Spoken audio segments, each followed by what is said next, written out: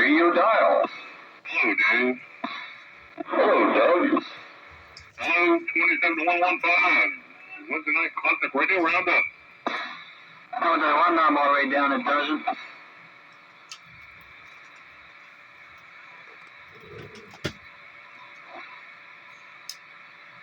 With the handball, maybe.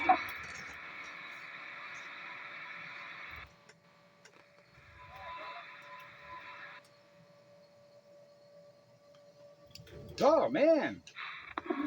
There he is. What's going on, Pete? Hello, Doug. Hello, Goose. Hello, Sandbagger. County-wide. Radio. Just in case Rooster's not there. That's right. County-wide radio. Hello, countywide. Hello, Goose. What's going on? It's Classic Radio Wednesday. Yeah, it's the best night of the week.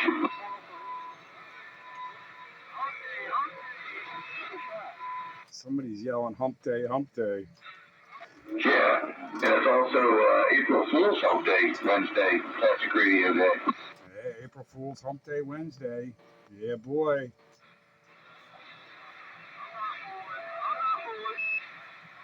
Who is that out there? Is that 123? Who is that?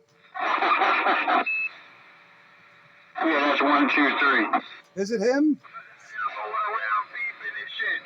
It is 123. Hiya, 123. You hear this countywide radio?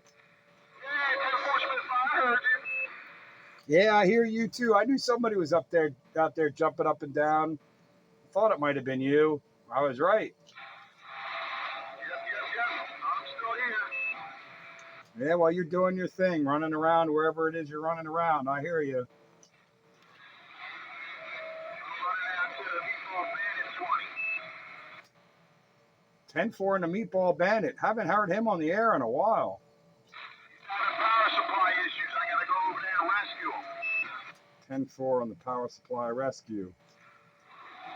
Is that like an emotional rescue? We just stopped by here first and brought this airplane kit to him. Yeah, and I ran across the desert on a fine Arab Charger. I've been to the desert on a horse with no name. Hey, you know, the ocean's just a desert with its life underground and the perfect disguise above. That's right. Sounds like Yeah.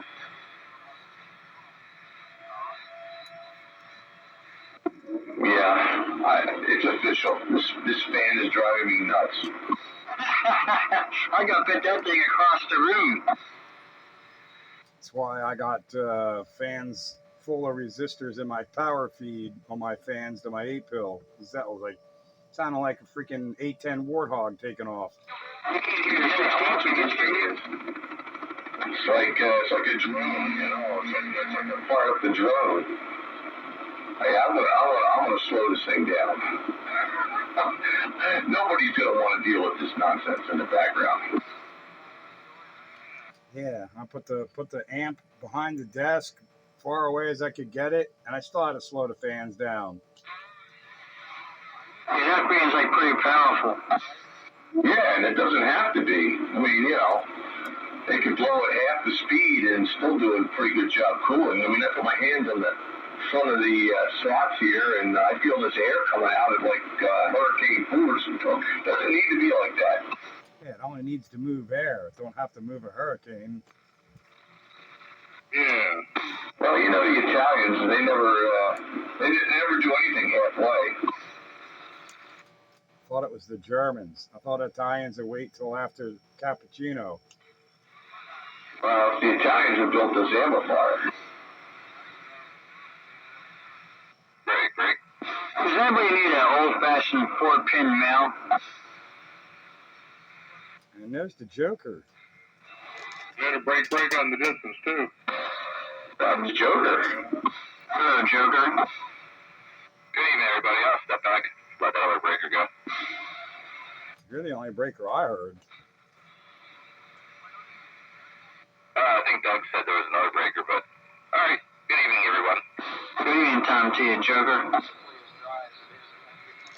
It's It's an old-fashioned 4-pin now. I don't know how to explain it. It's just old. Hello, Joker. Good evening, Doug. Just because it's old doesn't mean it's obsolete. Why, you need it? Yeah, look at me, for example. Why, you need it? I'll give it to you. I don't know. Send me the picture and I'll take a look at it. I don't know what it is. And if any of you are concerned, last Sunday night, we were expecting to hear some people and they never showed up. Gumby was one of them, so I sent a message today and told him to give us a holler. Oh, okay.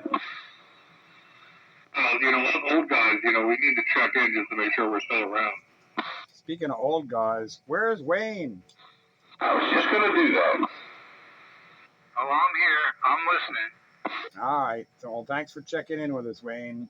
And we know you're still hanging about, having fun with the radio.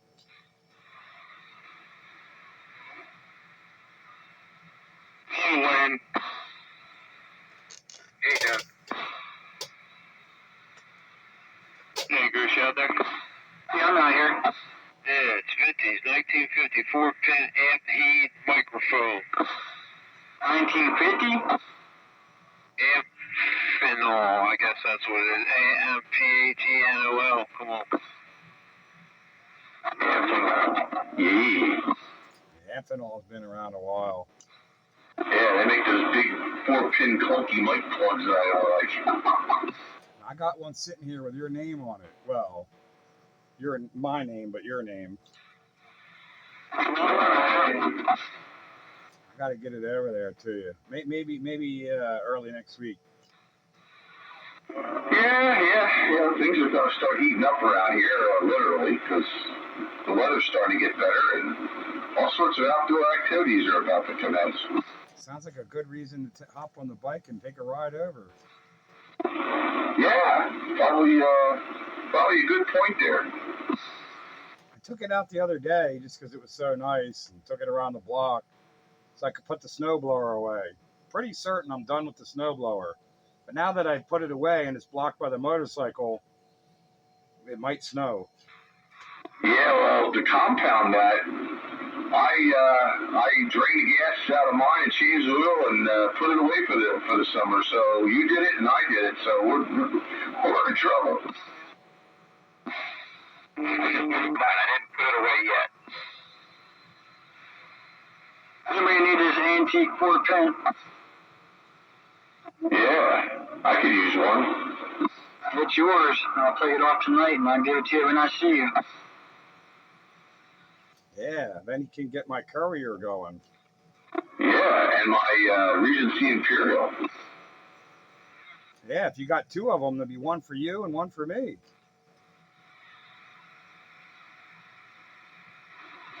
I think I got one around here somewhere. I thought I did. Another one with a Cobra 4-pin socket. I thought. Maybe not. Who knows? Old-fashioned one like this one? I made a big 4-pin Amphenol to 4-pin Cobra socket so I could use all my 4-pin Cobra mics on the Amphenol plugged microphone radios that I have. Roger. Otherwise known as an adaptogranter. Yeah, that's classic radio vocabulary right there. Adapters make the world go round. Yeah, adapters are important when you're trying to use new stuff with old junk.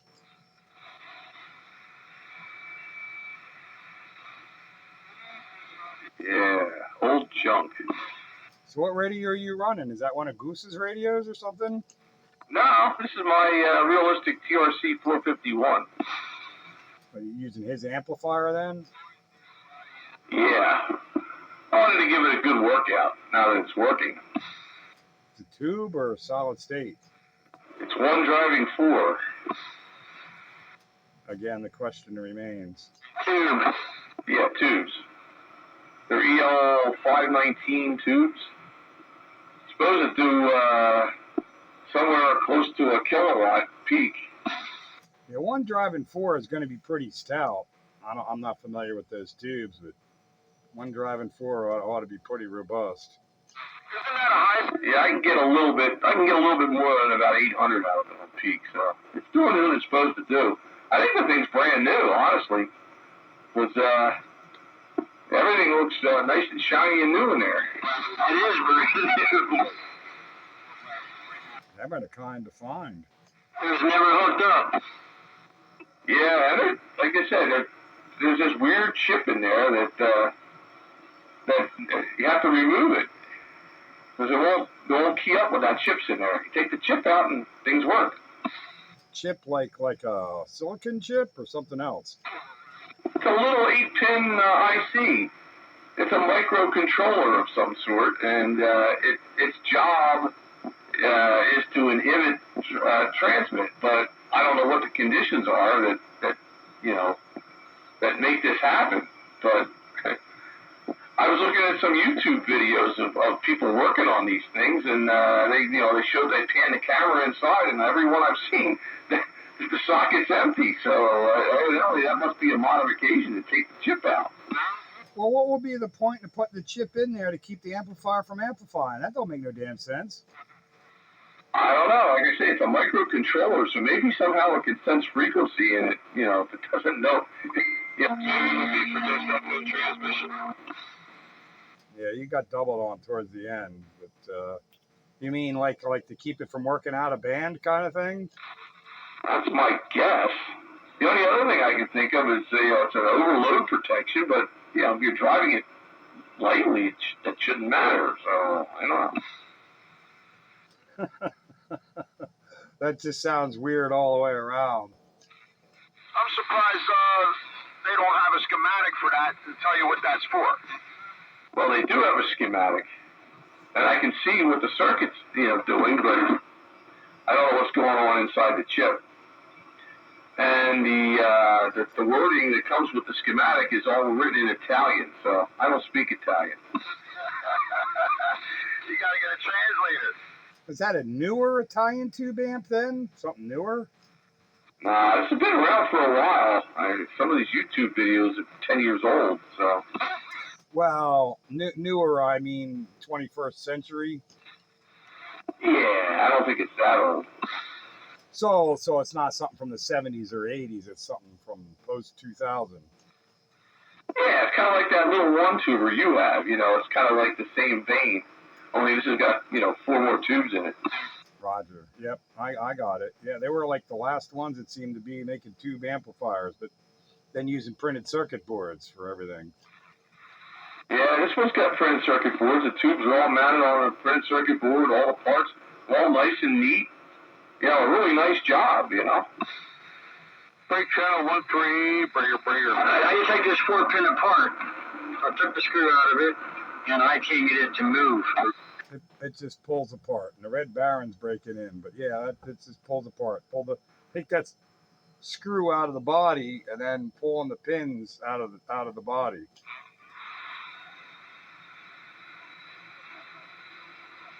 Go ahead, Red Baron. I open the door for you. Hey, good evening, gentlemen. Good evening. Greetings to all. Happy spring and a happy upcoming Easter. I just want to pop my head in here and, wish everybody enjoying this weather. I don't know if it's rain or air. We have on and off rain over here, and we're looking forward to a nice, relaxing Easter weekend. Red Baron stepping back. It is officially spring because all my cherry trees are in bloom. Fantastic. Yeah, like the cherry blossom cherry trees. I had a couple of big cherry trees until the ants took them down. I have 1 weeping cherry and 2, I don't know, regular cherries. I don't know what they are, but I know they're cherries. 2 of them and 1 weeping, and they're all blooming right now. That's awesome, man. It's a good time of year. The dogwood should be popping out soon. And we just hung the hummingbird feeder out today and juiced it up. And I follow them. They're in Virginia and Southern Maryland. So we expect them in about a week or so. Yeah, that's about the right timing. First week or so of April, and the hummingbirds start showing up. I'll have to remind the wife. She puts the hummingbird feeders out too. And I think I hear Springer hollering at me. Are you hollering at me there, Springer? Yeah, Springer. I'm asking you, are they fruit trees or are they just ornamental? Well, the weeping cherry is certainly ornamental. The other two, I ain't never seen any fruit on them, so I don't know. I don't know the specific variety of the other two. They're just out there in the woods. Yeah. They're wild, but they might be ornamental. Yeah, copy that. We had two Bing cherries. Man, they were delicious. I used to cut the grass, pick them off, and eat them right off the tree. But these black ants got into them, and they destroyed them. Yeah, once the carpenter ants find their way into a tree, the tree is done. Yeah, that's what happened. All right, listen, hey, thanks for the reply, your friend Brett Barron over here. I'm going to back out and not clog up the frequency. I just want to throw my hat in the ring and greet everybody. Well, good to hear from you there, Red Baron. Always a pleasure. Glad you stopped by and checked in with us. Hope to hear from you again real soon. And don't run away too soon. I'm sure there's others that might want to wave their hand at you. Old Red Baron from your Spitfire radio station countywide. Hello, Red Baron. Good to hear you in there this evening. Old JR saying hello. And good evening to all you guys out there. I don't know who's all in here, just getting in here, saying howdy, howdy. Old JR on board. Good evening, JR. Red Baron tipping our hat to you this evening. Well, you're booming in here. Oh, thank you. That's good. I got to get over this. I see some static crashes in there, so I suspect we're going to get some rain tonight. So I just want to make sure I can get over top of that, right? Copy that. Yeah, the bride told me that we might have some thunderstorms tonight. She was checking the internet, weather, and possibility of some T-storms. Yeah, my wife was saying something about that earlier today, and she's all excited about it, because it makes the flowers pop up. She's been busy as a bee out there with all that. Yeah, all kinds of stuff popping up. She always does a great job with it. Makes it look real pretty out there. Yeah, so it's all good. And they keep saying we're still in the drought mode. I don't know how that happens, but that's beyond my mind thought. Anyway, Red Baron, we'll catch up with you later on. You take care, my friend. Thunderstorms are in the area.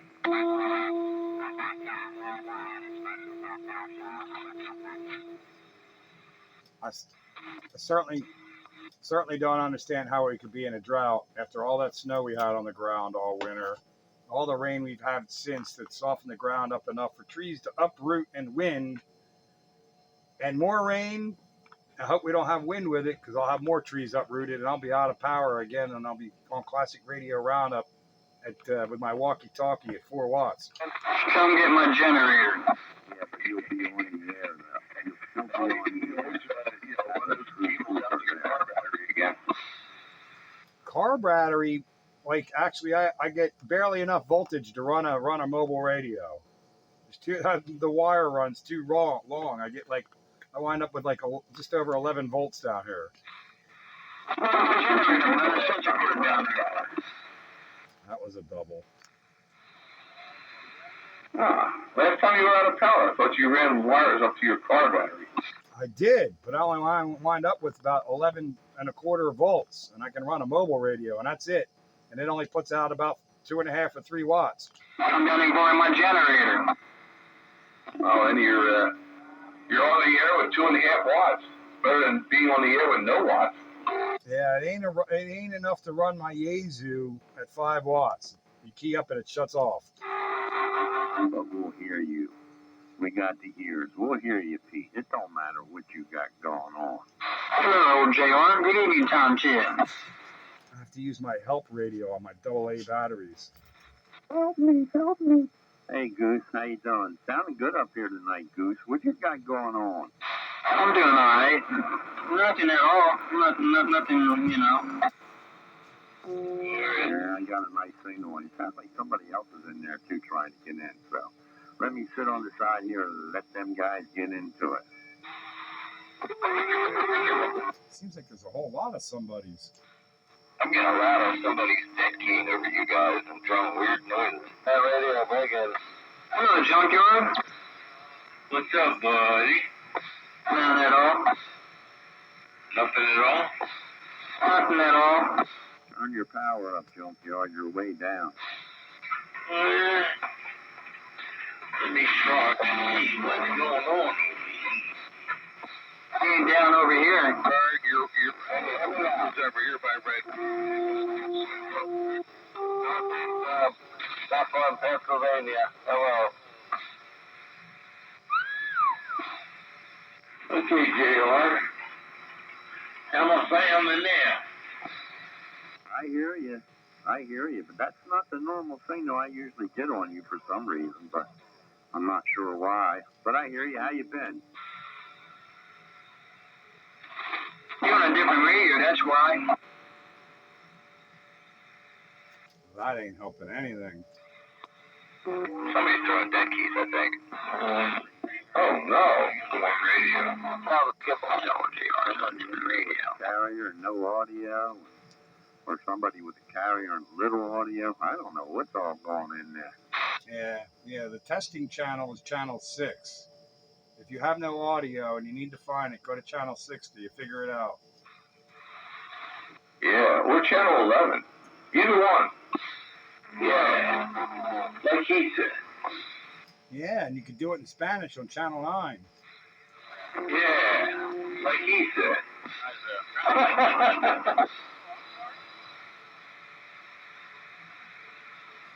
Good evening, JR, before it gets busy. Ah, Joker, good evening. Good to hear you in there. Yeah, I just jumped in. I don't know who's all in there, but it sounds like it's pretty busy. Yeah, and I thought I heard somebody else out there in the distance trying to check in before all that commotion started. Was that the Sandman or something I heard up there around Bethlehem? Was that it? Yes, that was me. There's a carrier in there. I don't know if I'm getting over that mess. There's always some kind of trouble. Come on. And, just like I was traveling for a little while there. Appreciate you coming back. Yeah, it's kind of busy off and on, and then there's some commotion going on too. But they gave you enough of a break there, Sandman. I heard you, so yeah, sorry for the commotion, but that's the way it goes sometimes. But I did hear you. Wanted to pull you out and get you checked in. Old Sandman up there around the Lehigh Valley. Spitfire 441. All right, man. Yes, good deal. Thank you for acknowledging, and radio check you're working up in Pennsylvania. And they got the radio roundup. Antique radio roundup up here in the city. So you? Yeah? You're coming in well, man. Busted and winded. Come on. Oh, man, I appreciate you acknowledging. All right there, Sandman. There's still a bunch of commotion going on down here. I guess there's a bunch of people that can't hear you. But I hear you. You made it into my radio receiver, and you're on the video gate. Good to hear from you there, Sandman. Take care and break in when you can. Spitfire 441. And that's 441 Roger. Yep, call him out as long as you heard me. Bye-bye. I hear him. I was going to say, what commotion you talking about? And there's all kinds of things going on up this way. When you got ears and an antenna at 100 feet, I hear everything in every direction. Stuff that everybody else don't hear. JR hears it, and I hear it.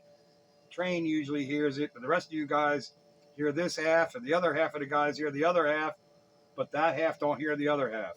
I heard him. What are you talking about? I was going to say, I heard him too. I'm in the mobile. Yeah, but you don't hear some of the other people that are talking, so, you know, that's just the way it goes. Maybe not you specifically, but I was being more general. It's all good. Anyway, I was trying to get in there. Hello, yeah, exactly. I heard you in there, and I think Joker's in there too. Now, I know Goose can hear Stinger, and Stinger, Goose is cutting your lips off, so there's no excuse. And Gumby is also in there. Good evening, Gumby. Goose is cutting my lips off, but I'm in Limerick in my mobile, so yeah, he can go ahead and do that. Another mile, and you'll be able to cut his lips off. Yeah, I know. I know just where I gotta go. This is gonna be a fun stream to watch. Yeah, I think so. It's like the skips in there or something. Everybody bumping heads and all that kind of nonsense. Yeah, commotion equals ratings. Like Channel 14 all over again. Always travel up that way, come on. No bumping heads and ripping lips. Commotion and chaos equals ratings. Chalk them up on my YouTube visits. Yeah, get me monetized. So I was trying to get you monetized. I was trying to get a break in there and say hello to JR and Joker, and I think Junkyard's in there. I'm trying to say howdy, waving a hand. Hello, 123. I hear you up here. I do in your mobile. Been a while there. I hope everything's going well for you. Oh, JR. I'll bet Dole Renegade can hear you now. I don't know. I can't hear him. How about a Renegade? Yeah, how about it, 1, 2, 3? I hear you now. Oh, yeah, you're banging down my door, man. Yeah, I turned my heat exchanger off. I don't need it tonight. Yeah, I was going to say you don't need that for a while. Yippee-i-o-ki-yay. Yeah, there's trouble in paradise. Come on. Yeah, you don't need that heater until it drops down to 50 degrees again in a couple of days. Oh, come on. 50 degrees ain't nothing. No, not after the 3 weeks of 5 degrees that we had. The sun beats down on it. It raises the temperature about 10 degrees. So I'll be in here. It'll be like 65, 70 in here. There you go. That's cool. Hello, Renegade. I forgot to say hi. Hi, JR. There's Wayne. Again, Woohoo! Wayne's blowing the dust out of his transmitter. Yeah, you sound really good up here. I got the power turned up all the way, so I'm probably doing about a 30-watt dead key, swinging to about 60 watts. Okay, all right. Works for me. Yeah, that's right. Work it. Yeah, this spot over here in front of Giant in Limerick, this is the spot. You need to get up there to Mandarack Park, man. That's a really good spot. I'm headed over to the Meatball Bandits. I can't hang out too long, but I just wanted to get up here and wave a hand, shout howdy until I get over there. He's having issues with his rig, so we're gonna find out. I go to that Giant quite often. Oh, okay. What was I gonna say? Oh, what about Bite Buster? I usually can talk to Bite Buster from here. Is he on? Haven't heard him yet. Give him a shout. You out here, Bite Buster? No, the only thing up north I've heard is the Sandman. Yeah, how about that, Sandman? You out there? Sandman, you still by the radio? Guess not. He got his check in and he bailed. It was pretty chaotic, but I did pull him out. How about that Red Baron? Is he still in there? I could hear Sandman earlier. Fingers grass, and where's he at? Limerick in the Giant parking lot. Where you been? Oh, no, it's out of the squirt pen. Oh, you didn't hear me say I'm in the Giant parking lot in Limerick? No. Is that township line in Ridge Pike? Is that shopping center? Yeah. Yeah, you're about 3 miles from me. Oh. Yeah, if I was at the Mandarack Park, I'd be like knocking on your door. I'd be knocking your door down. Yeah, that's about right. No night train tonight, huh? Too early for the train. Give him a half an hour. He'll be here. Unless he's real busy. Yeah, he's been wallpapering the countryside lately. Oh man, I haven't heard him in a while. Hang on, baggers. I don't hear it no more. He was on, when were we on, JR? When were we on 10 meters? Is that Sunday night? No, that was Monday night, wasn't it? Monday night. Yeah, Monday night. Yeah, we had a good time. That was enjoyable. Yeah. 507 made an appearance and hung out for a while. Yay! I guess that means he hung his antenna back up. Indeed he did. Hey, Bagger, you turn that fan down so I don't hear it no more. No, I turned my mic down so I don't pick it up as much. Okay. Oh, you got that running for him, did you? Oh, yeah. No pain, no strain. Minor detail, eh? You were hearing it.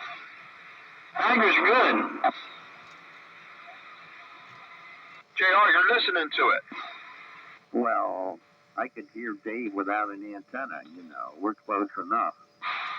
Oh, so you can't tell a difference. Nah, not really. Yeah, I should be about 3 or 4 dB stronger than I normally am, but yeah, well, it is what it is.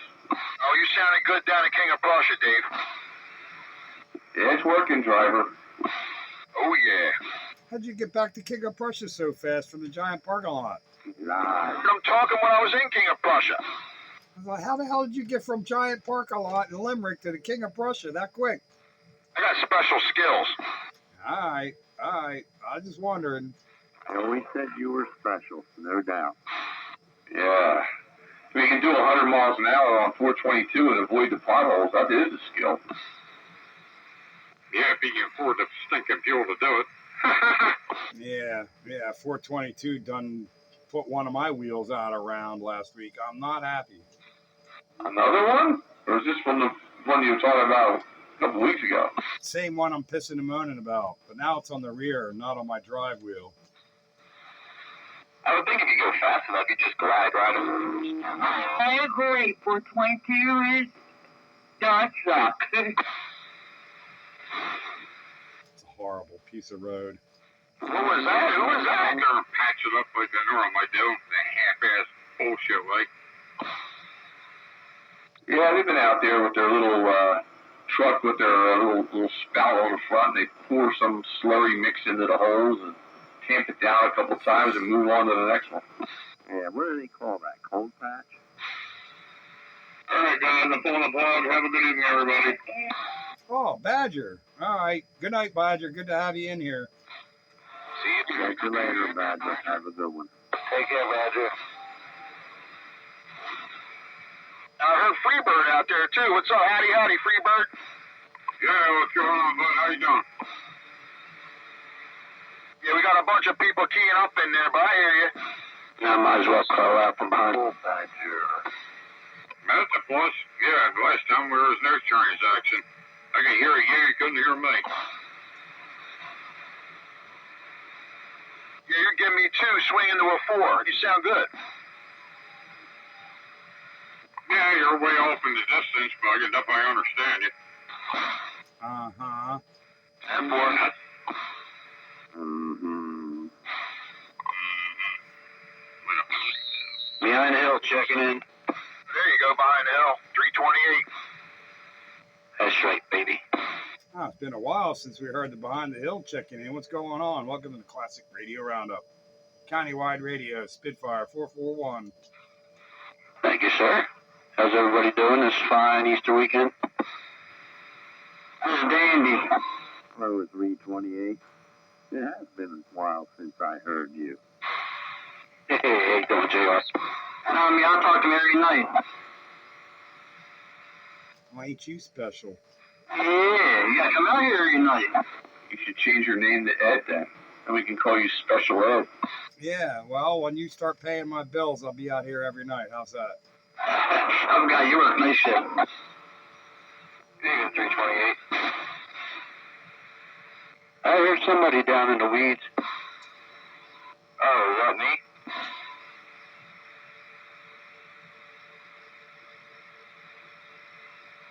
I'm actually wondering what I even sound like tonight. I cut it. I should forget that. I cut it. So, it's all in the baggie for you, bagger. Say what? The mic pin, that old-fashioned 4 pin. I put the piece in there and the 4 pins in the baggie for you. Oh, I appreciate that. Thank you. You're welcome. I cut the wire. I'm going to resolder the new 4 pin on this microphone.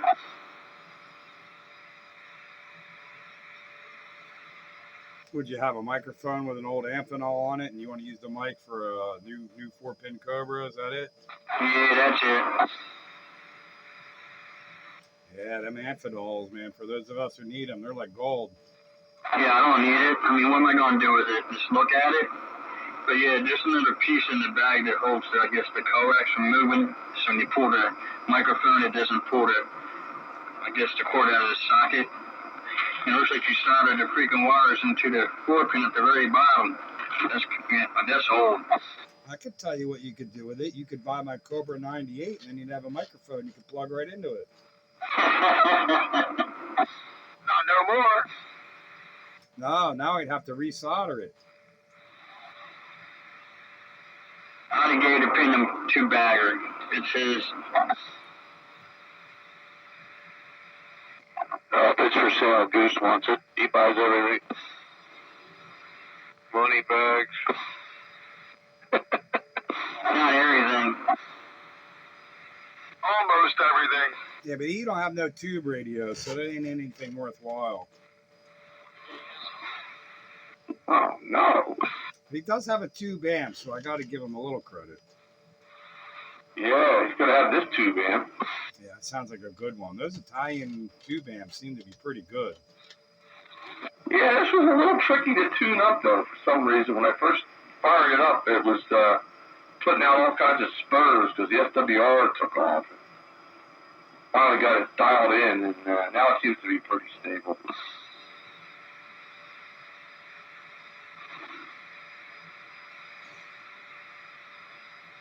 Do I sound quiet tonight?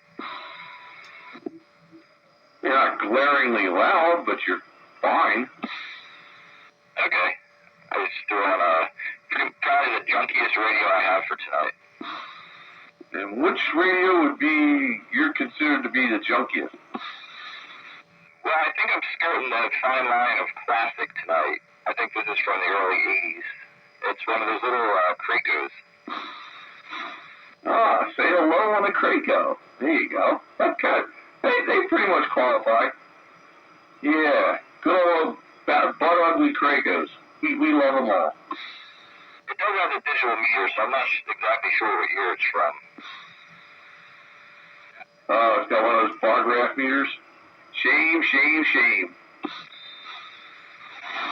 Hey, Pete, I sent you a picture of the amp. Cracos. They're the face that only a mother could love. So I figured I would try this one tonight. Yeah, I'm on one of my crappy radios tonight. 3-knobber stock microphone. Yeah, which radio is that? 3-knobber stock microphone. Midland 13879 Bravo. Ah, okay. That's a cool little radio. I have I have the 879 Alpha, I guess you would call it, but it works really well. I'll tell you what, I'd have been pleased as punch if I'd have had this thing in the 70s in my bedroom.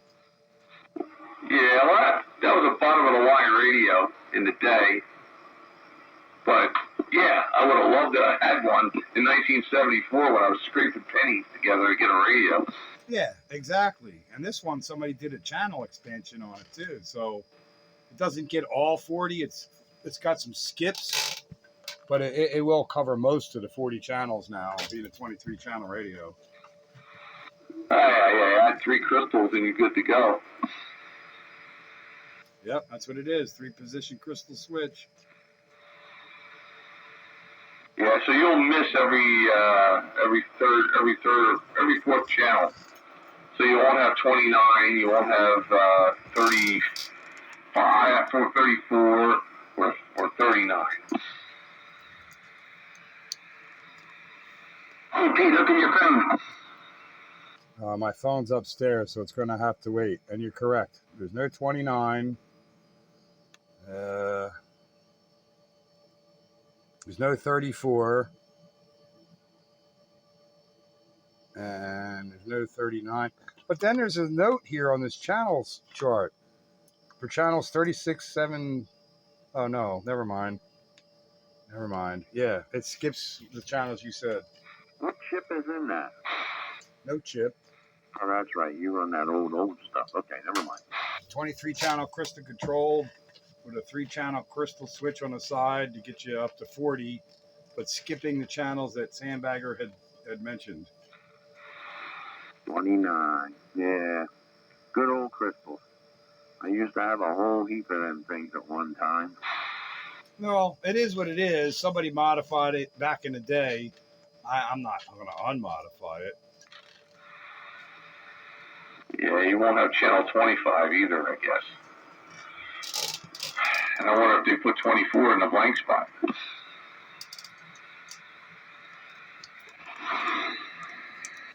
It says it has channel 24. Channel 1 on the dial, crystal position in 2. You have channel 24, 25, 23, and 27. Well, 23 being a repeat, obviously. Yeah, for 24, 25, 23, and 27. Position 2. Oh, okay. Alright, so they chose to do it that way. Usually, when I do crystals, it's 26 to 30, 31 to 35, and then 36 to 40, skipping every fourth channel. And 25, well, that's a tough one to do without a bunch of monkeying around. 24, of course, usually goes in the blank spot. Well, it's channel 1, position 2 is 24. Channel 2 is 25, 23, and then 27. Oh, there's 5 slots on here. So third slot is 26, 27, 28, and 30. Fourth slot is 31, 32, 33, and 35. 5 slot is 36, 37, 38, and 40. And then position 1 is the regular 23. Yeah, that's pretty cool for a bottom of the line radio to go through all that trouble. Yeah, but it's a decent working radio. I mean, it's not a flagship, but it works well enough. The receiver's good enough. Got decent audio for a stock mic. It's got a hell of a lot better audio than the A model does, I'll tell you. I got to run the D104 cranked all the way up to get good audio out of it. It's got reasonable fidelity on the receive. I mean, like I said, in the 70s, I'd be really happy to have this radio. I knew somebody that had one back in the 70s. And I guess he had one like mine, because he had a stock mic on it, and his audio was really weak. We used to call him Low Mod. That was his nickname. Well, better low mod than no mod. And it is the Midland microphone. So I figure I'll leave it alone, leave it the way it is. Plus, it's got a different pin out from the 4 pins, so none of my mics work on it. I think Midland reverses the shield in the audio from Cobra, something like that. So it's easier just to keep it like this, and it works well enough. If it had crappy audio, I'd probably put an external mic on it, but it's not that crappy, so I don't.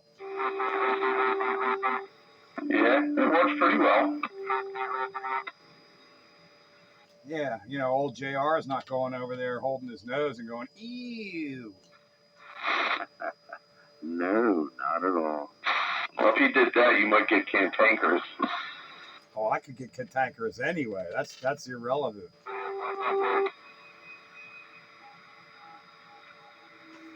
Uh-oh.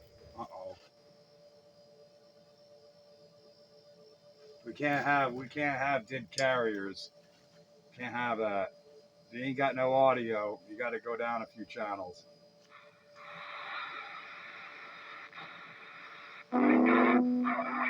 Working on it. Work in progress. Maybe it's the train doing a warm-up test. Nah, it's not trained. He likes to do that, I Unless he's on his dummy load. I don't think you would hear him on his dummy load. Didn't he do that on Monday night? Tuned up his radio right on top of us? He was rude. I don't know what he was thinking. That was downright rude. Oh no! Where was Mrs. Train when all this was going on? Well, he was in Studio B and she was in Studio A. So the reins were loosened and he got wild. Oh, he's out of supervision range. Okay, that makes all the sense in the world. He was not under direct supervision. That's how you get at the merit. I just popped back in here real quick. It's Red Baron over here. Is Night Train, was he on the radio? I'm just cruising around up on sideband. He hasn't checked in yet tonight. We figure if we talk about him enough, like Beetlejuice, you know, maybe he'll come in. Copy that, Spitfire. All right, man. Red Baron back out. But he was downright rude to us on Monday. Yeah. I think you keyed up when I said that was the cantankerous train.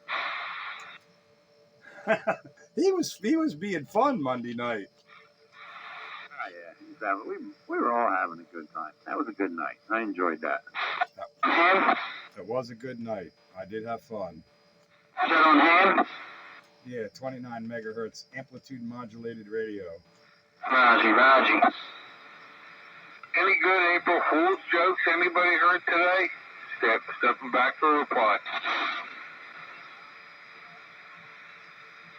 Nothing new. Of course, I pulled some April Fool's jokes on my trainees at work. That was fun. I was setting alarms off all over in the plant.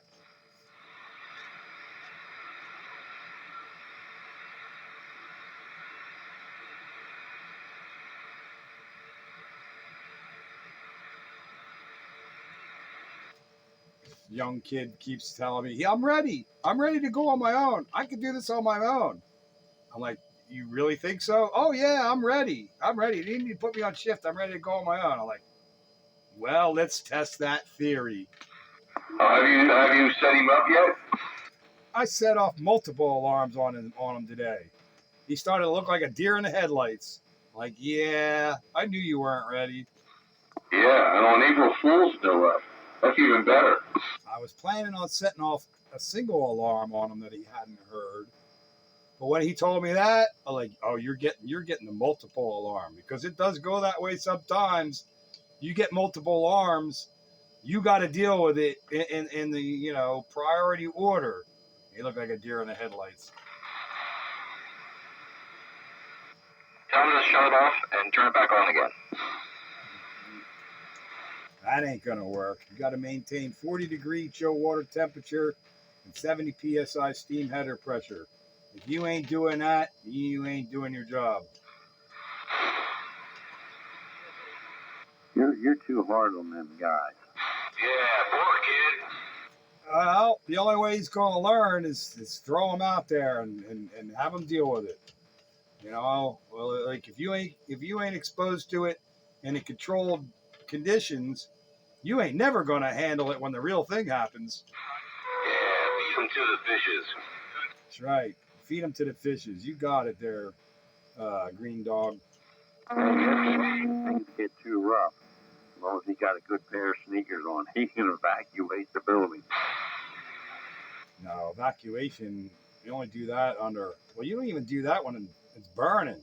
No, there's no evacuation. You got to maintain chilled water and steam header pressure.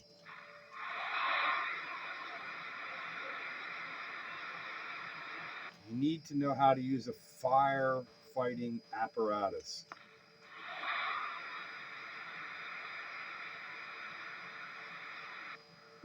Did you train them on that yet? Oh, no, but it's coming. Yeah, you got to do the safety thing. That's a must-do. Yeah, he knows to know how to run the plant first. Then he can learn how to save it from burning down.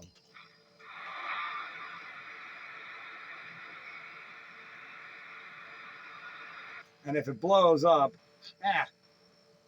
there was nothing you could do about it anyway.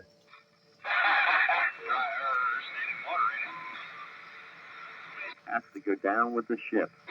That's right. If you're on shift, you're the man responsible. Even though all the rest of us are there, you're the one responsible. We may or may not help you out, but if you're on shift, you're still responsible.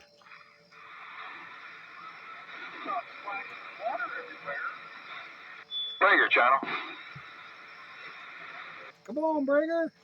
Yeah, I'm trying to figure out how we're doing over there in CB land from the Meatball Bandits 20. It's working, driver. Working, driver. You're not in my red. You're about 7 pounds over here. All right. Well, you're 10 over here. There's about 3 over here. About 3? Okay. I'm only doing about 5 watts. Let's see. It looks good. I'm seeing no reflex, so we're doing, actually, I think I've seen it swing up to 7. So, I don't know, we're seeing 100% efficiency on this antenna. Yeah, well, you're 5 to 8 dB over 9, looking at it hard and close. Okay. Yeah. Well, we appreciate the flowers.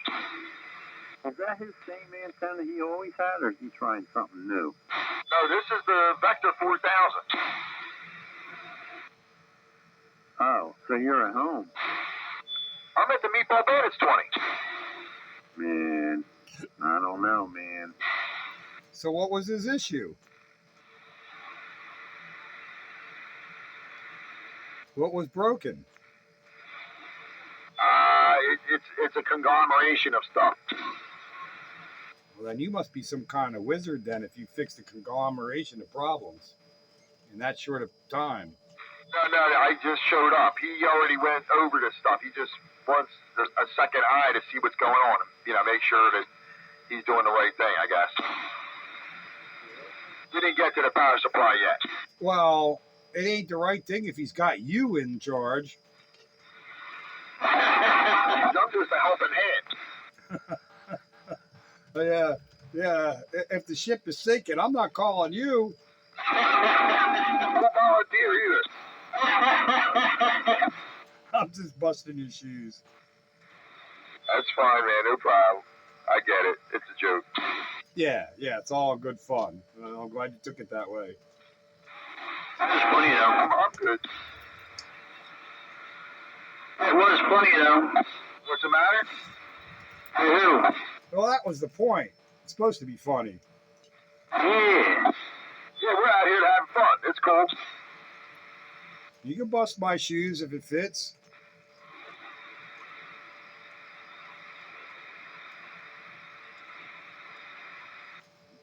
I take shoe busting fine. And I've been busted by, my shoes been busted by bigger and better people.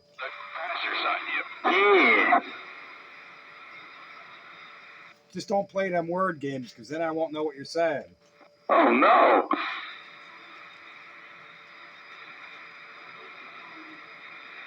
Yeah, I got documents in my trunk. I'm going to throw firecrackers in them. Every time that comes up, I picture that video with the Barbie dolls and the trunk blowing up with the firecrackers and documents flying out. Oh, man, that was so funny. Yeah, that's a classic. That was so funny. All the documents that he has to say that he doesn't have to pay the IRS. Yeah, right next to his Black's Law Dictionary. Yeah, he was above the law. Yeah, he knew it because he read it in Black's Law Dictionary. He was a sovereign citizen. I've watched YouTube videos on that sovereign citizen nonsense. They lose every time, but they try. I mean, to hear them talk, some of their points make sense. But, you get drug into court and you try to make those points, and the judge just tells you to go sit down. The only way to fix all that is to declare yourself a non-corporation, and you got to change your birth certificate and all that stuff. Yeah, and then they go with the I'm not driving. I'm traveling, and I'm non-commercial traveler. For the reason they don't have a registration. Like, that's okay if you're riding a bicycle or a horse. It don't work out when you're driving a car.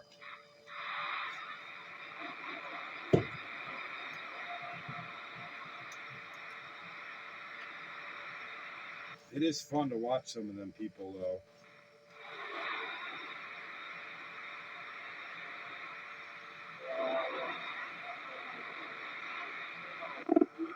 Well, when you have people who are convinced, that what they believe is true, and they won't go to no lengths to make their point, even if they are nutty. There's no more crazy than somebody who's a nut.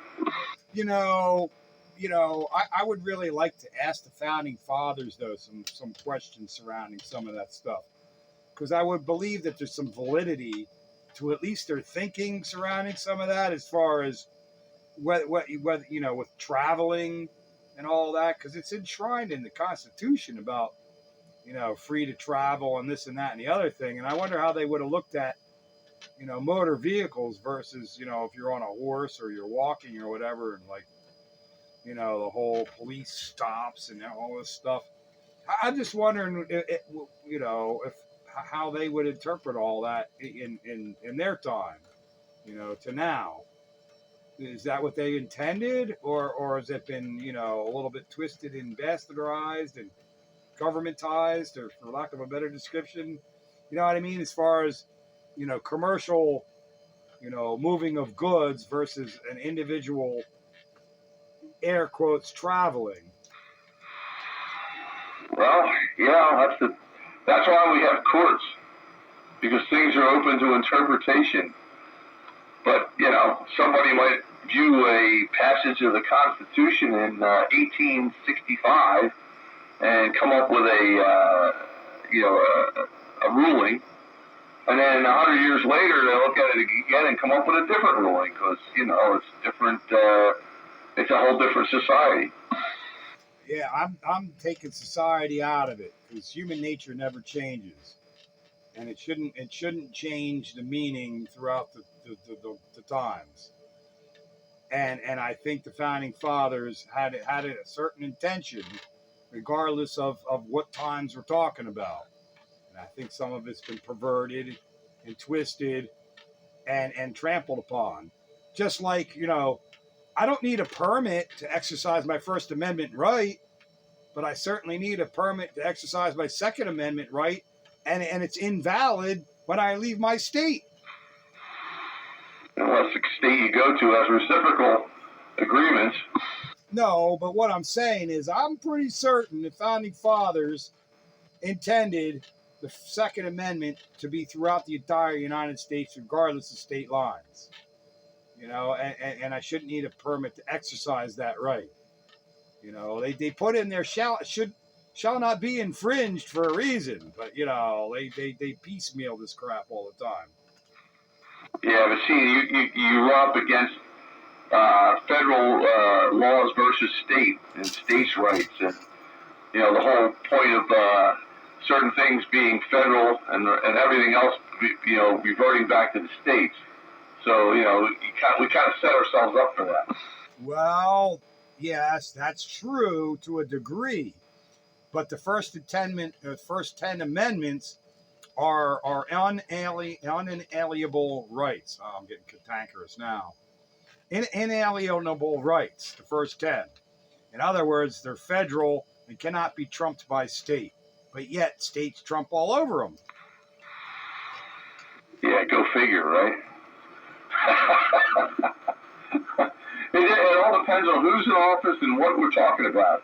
The federal government can trump all over states' rights, and then other times it's the other way around. Yeah, those first 10 amendments, though, are sacrosanct. The ones after that, we could debate them all over the place, and I'm fine with that. But them first 10 are not permission from the government. They are meant to be, government, keep your hands off these.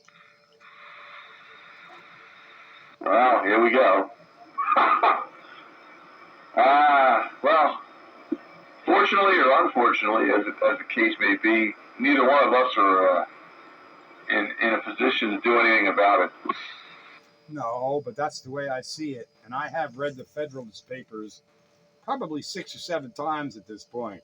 So I'm pretty well versed in the discussions, revolving around the first 10 amendments and their thinking at the time and what they meant by it. And a lot of it's been perverted. I shouldn't need a permit to exercise any single right. Oh, I would agree. I would think that, the right to carry a gun is constitutionally guaranteed, so that should apply everywhere. But well, you can say that income tax is unfair and should not be applied, but well, somehow it got through. Well, income tax is a later amendment, and that's up for debate. I'm talking about the first 10. And I have the God-given right. All those first 10 amendments are God-given rights. They're not government approved. They're not government sanctioned. They're God-given rights. And they spell it out that way. That means government. This means your hands off of these rights. These aren't a permission slip from the government. These are the government. Keep your freaking hands off these first 10. These are God-given rights. Oh, there you go. Tell that to the Congress and the courts and whoever else. Yeah, and it doesn't say, the Second Amendment doesn't say the right to bear a gun. It says the right to bear arms, which means any kind of arms. Samurai sword, knife, bazooka, thermonuclear device, cannon. Yeah, A-10 Warthog. Yeah, bear arms. Yeah, I wouldn't mind being able to bear an A-10 Warthog. Could you fly it though? Probably. Oh yeah. See, that's a gun that flies versus an aircraft with a gun. Oh yeah, well that Gatling gun goes. It actually makes the plane jerk. That's how much power that gun has. Yeah, it's like 2,000 rounds a minute of 20 millimeter, rounds. That is a flying gun. Rumble strip at 200 mile an hour. Yeah, one of the ugliest planes I've ever seen, but one of the coolest. Oh, it's very effective, and it has a really low stall speed. It can fly real low. Yeah, those things are way effective. They're cool.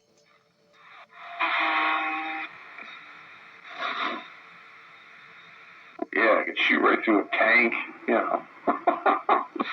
Yeah, you might have armor. We got an 810 Warthog. We're not worried. Yeah, they're badass. They fly them all over the Chesapeake. This is like an air show all day long. And you know when they're flying them too, because they have a very unique sound. When I lived in Lansdale, they used to fly low over from Willow Grove all the time. I used to see them all the time when I lived in Lansdale. They're badass. Guess I'm not getting out. Oh, there he is. Hello, Bite Buster. We were looking for you earlier. I just realized how late it was. Well, better late than never. Go ahead, say your piece while I got the door open for you. I said, you know what they're doing in Ukraine to stop the drones? What's that, flying warthogs at them? Oh, they're putting netting all over the place. They can't get near them. What? They're putting up netting? Is that what you said? Yeah, right down the street, right on top of like telephone poles, so they can drive all their tanks down. Those things hit the net, and they just get caught up in the net, and that's it. Oh, that's wild. I got a measure, and somebody's going to come up with a countermeasure. Except they're not going to put netting up at 3,000 feet or something. No, but it's good enough to keep them off the tanks and stuff.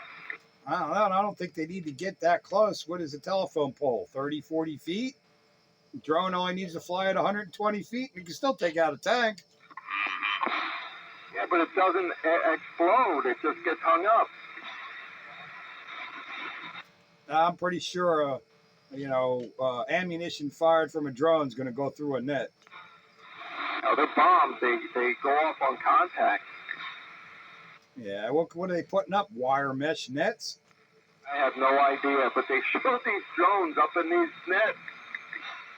Oh, that's pretty wild. Well, maybe the drone shouldn't fly so damn low. Oh, they shouldn't make them so cheap. Well, stop buying them from China, and they won't be. Well, next thing you know, they'll have big blades on them that cut through the net. Oh, I guess these are Russian drones, though, huh? Exactly. Interesting. I'm going to have to look for that. Yeah, if I find it, I'll send it to you. Yeah, okay, do that. Yeah, I also wondered how those drones that the Iranians are using, the Russians or whoever, they're all real cheap, easy to make. They don't cost a lot of money, and they're making a big deal about us shooting a bunch of drones down with multi-million-dollar missiles and stuff. And but I often wonder if those things are pre-programmed or whether they're piloted. And I would think that there should be some kind of a way to jam them. Whatever they're using as a control frequency, even if it's spread spectrum, I would think that if you put a broad enough cone of signal out there, you'd be able to jam this thing and things. I would think so. That's the first thing I thought with drones. They're operated by, some kind of RF remote control, whatever that frequency may be. And like you said, it's even spread spectrum. You put enough RF hash out there, heck, just some loose power lines, you can ruin a lot of megahertz. I can't imagine they can't jam that stuff. Just key up the big box. Yeah, right? Key up the big box. I mean, 5.7 gets over the horizon radar out of Iran to change frequency. Is there any way we can utilize these drones to drop the gas price? Because we're getting robbed again just because they can. And there's no reason for that neither. That's just plain corporate greed right there. Yep, and back when Trump's first run, he was pumping it out of the States here. It was like $2.25 a gallon. He's in now again. Why are we paying? Why is the price going to go up to like $7 a gallon now? And we're still pumping it here in the States. So it makes no sense. We're not buying Iranian oil, and we haven't been. So there's no reason for it. Well, it's one of those things where the price of oil is based on global market supply. So if any one of the major contributors to the global market supply falls, then the supply is less. And when the supply drops and the demand doesn't change, then the price goes up. That's it doesn't matter how much oil we make here. It's all based on the global numbers. Well, the Iranians weren't producing all that much in the global percentage to begin with. That's good. We all just get fucked in the ass as usual. Because we're already freaking trying to make a living to begin with anyway. And they already got all the millions and gazillions of dollars, and they just can't. That's why it happens. They just can't. That's one demerit for Mrs. Train.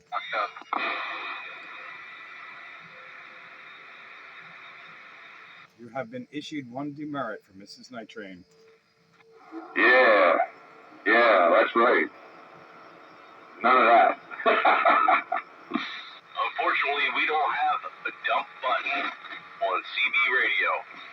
Yeah, and I don't edit my video gates, so I don't know what my viewers will feel about that, but oh well.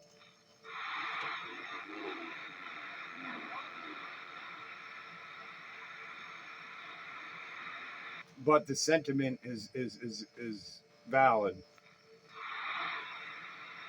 That have something to do with some bad language there? Yeah, that's pretty much it. We try to keep it G-rated here on the Classic Radio Roundup 27115 on your AM dial. And if you violate the G rating, you will get one demerit from Mrs. Nitrain. Roger that. I can respect that. I will take it down a notch. Yeah, just rearrange your verbiage and you'll be fine. Yes, Mrs. Train is our official Secretary of Decency. Yeah, and it's very easy to get heated over politics and governmental things that we don't really have a whole lot of control over. But we still got to watch our P's and Q's here on this family channel. That's right. I've learned to vent my cantankerous frustrations in a G-rated manner. And I will get vented and wound up when it comes to our Constitution and the first 10 amendments, as verbalized in the previous segment of this program. I raised a daughter, so I know how to make up words to cover other words. Yeah, you can actually speak in a way of expressing yourself without the gutter language. Oh, I hear you. Yep, no, I'll fix it up. My bad. Yeah, hey, I was a sailor, so that's like my native tongue, and I've had to learn to readjust. Oh, I hear you. I got 2 Marine Corps brothers, and the last one that was in back years ago, every other word was the F-bomb. It's just insanity. But yeah, there's other ways to express an opinion when you're kind of pen about stuff. And it's actually kind of pointless even arguing about any, like the gas thing. Yeah, it's just banning, and I know there's nothing I can do about it. We're just getting robbed, you know. It happens. People slip, but we're duty bound to call you out on it when you do, and issue the demerit on behalf of Mrs. Night Train. Oh, good. Sorry, Mrs. Night Train. Yeah, who knows? She could be listening. You never know. You never know when the censors could be around. Yeah, which is past time for the Night Train to make his appearance. But maybe he won't now because of the bomb dropped. Oh no. Hello. I'd be more offended if I hurt, if I offended something like you guys or something. I mean, the government or whatever. Yeah, that I don't care so much about. But if it offends you guys, then yeah, that stands. Well, I'm not personally offended, but we've established these kind of criteria, and that's how Classic Radio Roundup has grown and sustained itself for over 15 years now. And I hear you're jumping up and down there, Bite Buster. Go ahead. I said when I worked at the hospital, all the nurses cursed. They never said a single bad word, but they cursed. So they made up all these kind of adjectives. Yeah, there's ways of doing it without actually doing it and still get your meaning across. You just got to be a little creative. There it is. Kind of like these gas prices are right out of ranks behind. There you go. Yeah, and they go up, 50 cents or whatever overnight. But when they go down, it'll be a penny a week for the rest of the year. No doubt about it. Yeah, I'll keep it up there. The more they jack it up, the less they got to bring it back down. The only good thing about high fuel prices is now the drillers got incentive to go ahead and drill because they can recoup their money.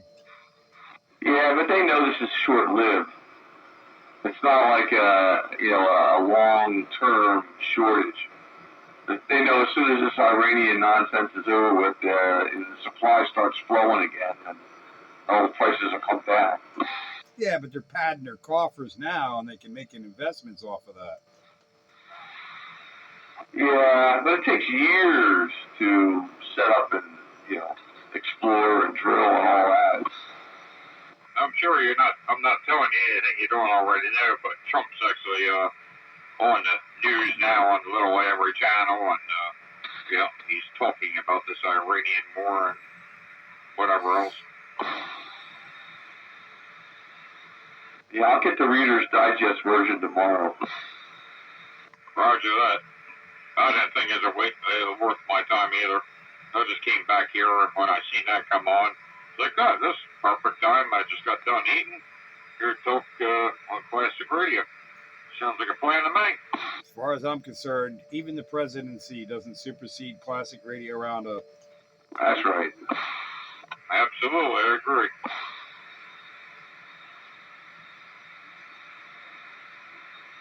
Hang for 10-4.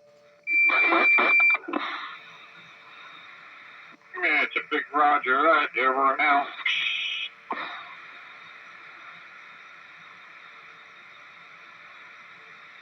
Fuck it. hang for Oh, man. 10-4. Show you right. Yike. Flying squirrel.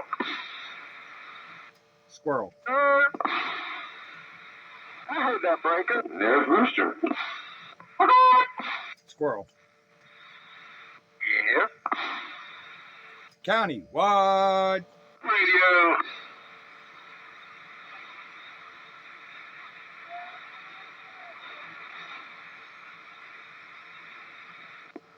My cats have returned. Speaking of critters, Ty had his annual just last week. He weighs 97 pounds. That's a big boy. Then I'll have to lift him into the car. I cannot lift him into the car. He's got to jump in himself. What do you got, a mountain lion for a pet? This is Siberian Husky, but he's mixed with Great Pyrenees, so he's big. No, I got you. Oh, I got the picture right there. This when he jumps on you and kind of knock you over, too. He's pretty big. I didn't know he was that heavy, though. I was like, oh my God. That's like 12 to 15 pounds more than I was expecting. That's heavy enough. It's 12 to 15 more than I was expecting. Dang, you got yourself a whoop. He's such a gentle, nice guy, though. He really is. He's big, but he's very nice. He's very gentle. You know, he's just friendly, but he's big. Yeah, my neighbor, when I first met him, he had a same thing, Alaskan Malamute. I think that was actually all purebred. Yeah, he was a big boy. He definitely, wouldn't cross him. He was actually part of like the husky rescue that I lived nearby. He rescued him, and they actually got along. We actually had to put him down at some point. It really sucked after we got to know him and all. Yeah, Malamutes are always typically bigger than Huskies. Malamutes are big and powerful. Huskies are more quick and stamina, long stamina. But he's mixed with Great Pyrenees, so that's where his size comes from. How many years old is he? He'll be 4 next month. Oh, wow, he's only 4 years old and he weighs all that? Oh, my goodness. That's a big boy. That's a cool dog to have, though. Yeah, I love that kind of dog. Yeah, he's really a pretty good dog. He's not really destructive or anything.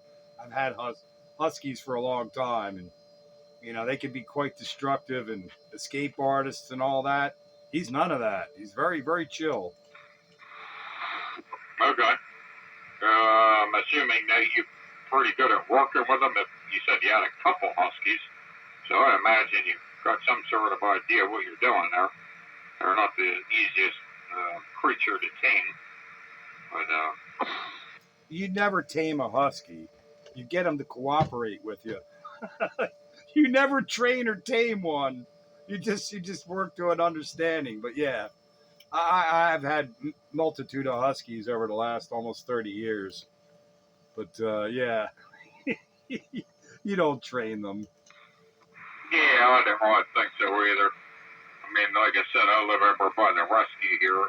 It's new ownership now. They don't have any Huskies over there, but back before like Corona and all that, back over 2020, yeah, they had a bunch of them over there, the other people that were running. Yeah, I very much enjoyed taking them out. We take them for walks around the loop in the back of the field, and they have like a little chalkboard that says, "Don't mix this one with that one. This one does this one does that. This one pulls. This one can be mean, vicious." And yeah, those are the ones, of course, that I would take out. I get halfway around the loop, which is probably a half mile, maybe, the walk itself to go around the loop. And, yeah, we'd have a pretty good understanding with each other. Yeah, there's no pulling and no acting out or anything like that. Took a couple moments, but Yeah, cool. Glad to hear it. Yeah, he's a rescue, and we volunteer with a husky rescue group and all that. So, but yeah, they all have sort of like different personalities like everybody else, but there's some basic traits that are pretty common through the most of them. yeah, they try to get out of anywhere that they're supposed to be. They do not like to be secluded. You literally they have to get out every day, and you gotta wear them out. Same thing with like German Shepherds, but Huskies is even worse with all that. You gotta wear them out, and they don't like to be locked up. So if you work 8 hours a day, don't, and you're gonna lock the dog in a kennel, don't get a Husky. Just don't do it. But that's all with a lot of people that get them because they're beautiful dogs. They're really, and people just don't know what they're getting into. Because I mean, it's very close to an actual look. That's as close as you get besides for Alaska Mountain. Yeah, you gotta like stimulation works too. You gotta stimulate their mind, give them puzzles or things to do. You know, if you can't necessarily run them or walk them far, if you stimulate their brain and make them think, play games with them and stuff, that's almost as good as running with them. And yeah, you got to interact with them. But they're really great companions if you know how to deal with them. Yeah, I really enjoyed doing that. I did that for a couple of years when I first moved in over here. There's all kinds of chaos that went on with the new ownership coming in and the COVID things. Yeah, they got the house fixed up, which the barn. I think it's pretty much all mixed right. It's just actually nobody full time. They're an outfit that the people that have it now after the big battle they went through. They're actually out of New Jersey, Husky House in New Jersey, but they're kind of like expanding. So nothing's going on yet. Been looking forward to it for years now. So hopefully something will come of it because definitely like to get back over there and spend some time with them. You know, I was wondering if that's who you were talking about. I kind of got the feeling that you were, and that I like Ma Paw Rescue up there, the place you're talking about. I've been in there from the early stages. I helped build that kennel that's there, and I was part of the people that helped transition it to the Husky House, who has it now. But I'm gonna reserve speaking about Husky House currently because they're not doing what their mission was supposed to be for that place. Not what we expected when they got selected to take over from Mawpaw at that location. And there's no dogs there currently. There hasn't been any dogs there since they've taken over. And the wife and I had helped refurbish over there and clean up over there to get them over there with dogs, and they still don't have dogs. And I'm pretty much gonna just refrain from saying anything else about Husky House. But yeah, that's where my current guy came from. He came from Husky House. So that's cool. So I wonder if you and I have bumped into each other over there at all, because I've been dealing with that place. I don't know, since the early 2000s sometime. I don't remember exactly, but I helped build that kennel that's over there. There's no way we haven't bumped into each other. We just didn't know it. But yeah, I agree with you on that. Like with the whole Husky House thing. I mean, I talked to the owner, and you know who she is, and this has been going on for freaking years now. and there still is nothing. They got the house fixed up. The kennel area, that was all cleaned up and whatnot. But that was, the kennel area is the same as what it was with Mothball, just cleaned up. They still didn't replace the broken heater that's in there, which I volunteered, not volunteered, but I tried to get help her with that. I added refrigerant to it to try to get it going, and the thing leaks, it has to be replaced. So, I mean, they can't technically, because they gotta have some AC or something in there, even to bring the dogs in. But there's been no communication for a while now. But I guarantee we've ran into each other. Yeah, there needs to be a caretaker in that house, and then he needs to start moving dogs in there because it was pretty much ready to go about a year ago, I thought, with minor things, but there needed a caretaker. And we're talking about the same lady. I know we are. She swore, well, we'll get a caretaker and this person and that person and blah, blah, blah, blah, blah, but nothing ever happened. So my wife is much more involved in the, what would you call it, the interactions of the governance of it, whatever, than I am. I just do what she tells me and show up, and I'm willing to help. I want it to succeed, but so there's no way you and I haven't run into each other at some point then. Oh my God, you know the detail that I know, and that's amazing. I can't believe, well, we just didn't know it. So in the future, maybe I'll listen more for your voice and we'll be able to pick you out. That's too funny. Yeah, pretty much. Yeah, like they've had, I think, 2 open houses over there since they took it over, which was an absolute battle with the previous people that took over for Mothball, because Pat originally started it, and then my neighbor that, as I was speaking of, that had the Alaskan Mountain Mute dog, he was like the township supervisor.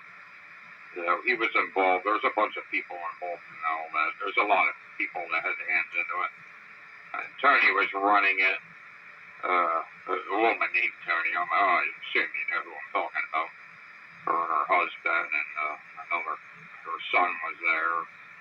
So that's where, I started volunteering there back when Pat was there. I ran into Pat a couple times, but I'm basically the guy, the field that's back behind there, the real big field that belongs to the rescue. I'm the guy that mows the trails and all that, like the whole roundabout there that you walk them. And so I started doing that back when Pat was actually there. He never asked me, so I just did it because I just knew. I was like, these people probably need some sort of help, so I just took it upon myself to do it.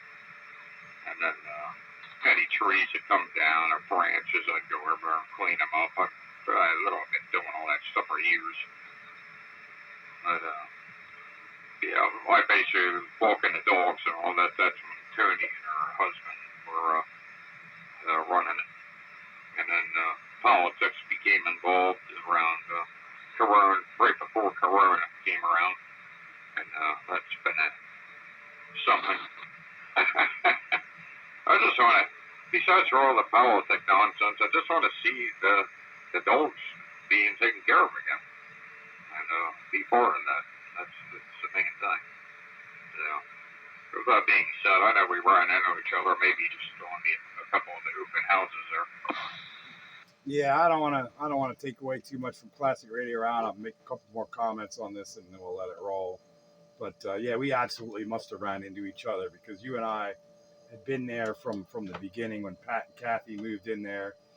My wife and I, we still keep in touch with Kathy, and we held Pat's little Viking funeral and all that kind of stuff. But yeah, Pat and I and this other guy, Rick, I think his name was Rick, we kind of built the kennel. My son put the roof on the kennel and his roofing crew. So I got a lot of history there. I've mowed the lawn. You've mowed the lawn, picked up the sticks and whatnot. I've taken trees down there and help build fences, blah blah blah blah.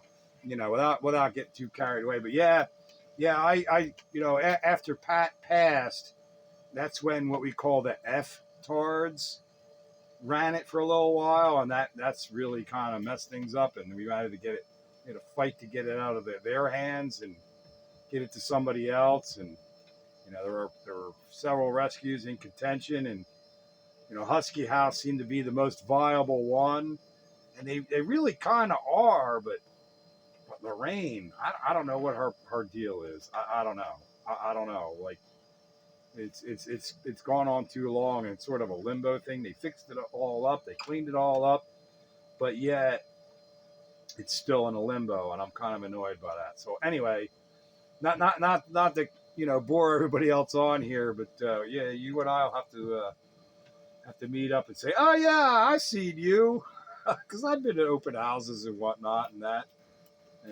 Yeah. So anyway, we'll let it go from there. So thank you for your assistance while it was Paul, and your current dedication to the mission. They always seem to forget about the mission. It's about saving the damn dogs, and these politics get involved. They're like, oh, stop! We're here to save the dogs. Enough said. Good deal. Countywide. Yes, it's classic critter roundup. Yeah, it's a big 10-4 and all that. But yeah, open up the old airways here and yeah. What's everybody else up to? Is this the cat portion of the night? Well, we went from dogs. We might as well carry on with cats now. I got a cat dog Here, which has been becoming increasingly rare since the new dog likes to come up here and chase them. Yeah, my cats are still a little too rambunctious to be in here. Oh, well, we want to go into cats. Oh, somebody could be a lucky guy right now. Because I got lots of kitties that are adoptable and friendly and whatnot. Yeah, you can come select from about 20 of them. Yeah, young ones and young babies coming along. Yeah. So anybody's interested and you want a little buddy cat and whatnot, yeah, I can hook you up.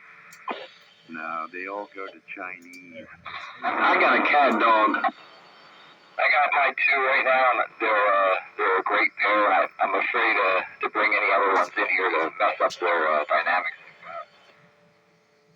Yeah, that's the problem I have. I have one cat inside the house. The rest of them are what you can call feral. But I mean, a lot of them, I've tried to bring them in the house, but my cat inside here is not having it. If I try to force it, then the front carpet, wherever it plays, and all that kind of stuff that you don't want.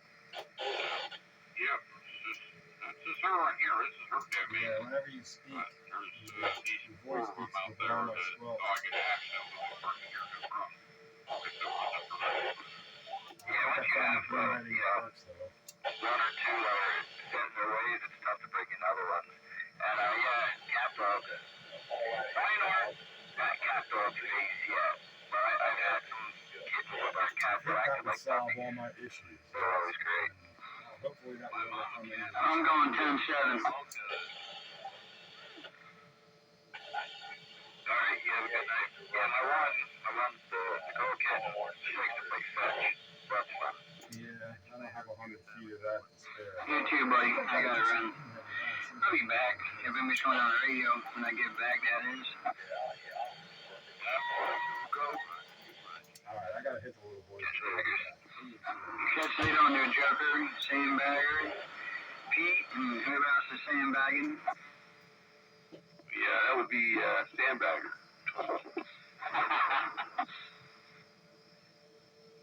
So, Goose, do you want me to slow this band down? Sure. Alright, I'm going to cut speed in half so it's not so cantankerous. As long as it ain't gonna hurt her, any, I don't care. Alright. Put a switch in so you get the low and high. There you go.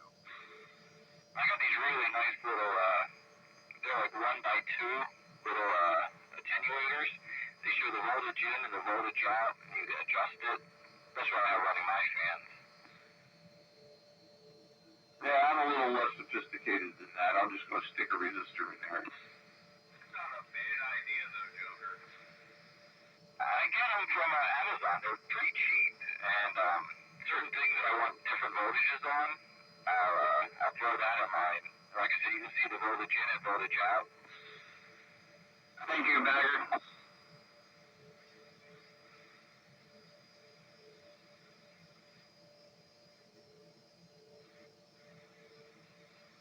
Here you go. Who? Bagger. Yeah, I'm here. I said thank you. You're quite welcome. I do get my knees in the breeze. I shall return. Catch you later, Goosey. Catch you later. Loosey goosey, righty tighty. Goose is on the loose. Oh, man.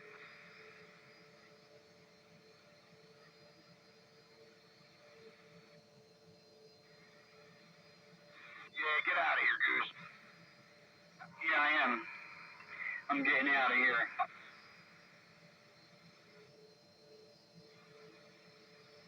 Gotta get him a mobile.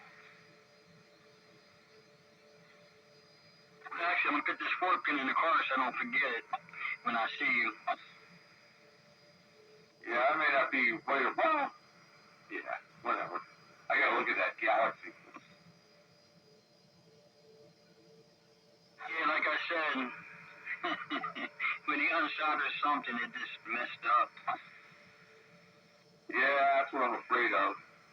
Ain't nothing worse than trying to undo somebody else's mistakes. Yeah, I know. But if it does need a filter, there's one there. Yeah, we'll take care of that if that's the case. Roger. Is that your skip plan coming in there? Almost sounded like the mess. I don't know how, Idaho. I heard California. California is the place you ought to be. No, it's not. Oh, I heard somebody say it's sunny California. I heard it. California's a great place to visit for a short period of time. I've got no interest. I'm with you. I live next door to California. We've never been there.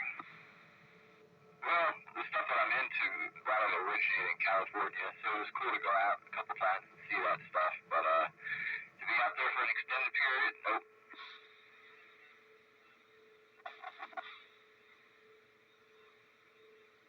Let's go up one more station. California leans too far to the left. I like to stand straight up. Oh, you're an in-betweener. I'll second that motion. Good golly, Miss Molly. Yeah.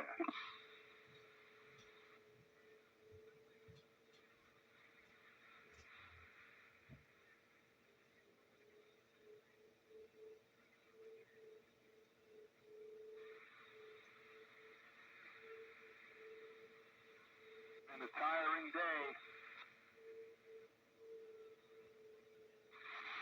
It's been a tiring year.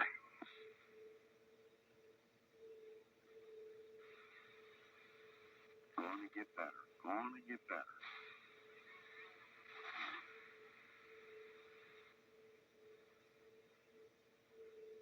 It's the whole time of my life here. It's, dealing with my elderly mother in the hospital, and once it comes out, you have to...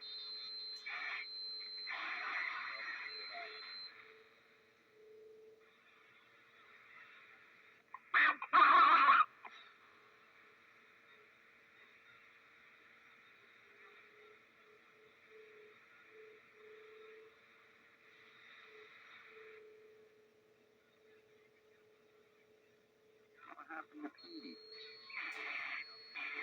He's getting ready to become cantankerous. Now the fun starts. Yeah, he's got to go pour some more cantankerous juice.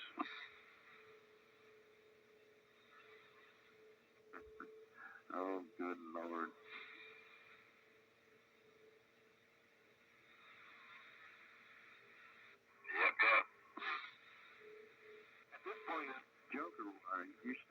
Craco? What was that? Are you still on that Craco? Yep, still on the Craco. Doesn't sound bad, actually. Yeah, this is the radio I had it duct taped to a power supply, and before I had my little VNA, I would use this one for testing my SWR on the antennas. In case I really screwed up, if it blew it, I didn't care. A test radio, okay. Every good shack gotta have one. I'm not showing no love for it. I don't even know where I got it. I have this one and then that General Electric that I have. They were in a bin in my basement, but I don't even remember getting them. Coast radio. Is that the only Craco you have? I had that Craco base station, so it was either going to be this Craco or the base station tonight.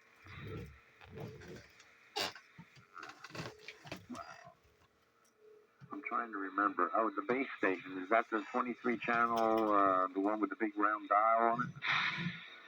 Yep, looks like a grill to a Pontiac in a way. Or, I guess you could say a Pontiac. Yeah, I remember that. Yes, I do. I kind of almost consider it like an old Buick.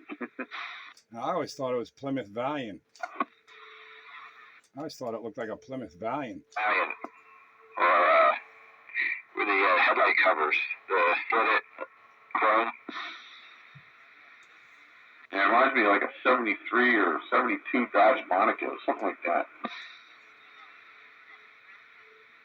It definitely has an old car look to it. I'll throw that on for next week. Better than a Bluebird school bus. Yeah. There you go. Well, we'll get to see that on the video gate there, Joker. So yeah. Yep, you'll see the Craco in action. Is that the one with the really tight S meter? The base station you're talking? I think so. Like everybody gives you like a 3 or something. Yeah, that's a general issue with a lot of my radios. They have weird needles. My 138 doesn't work. The realistic I was on last week, that doesn't seem to work that great.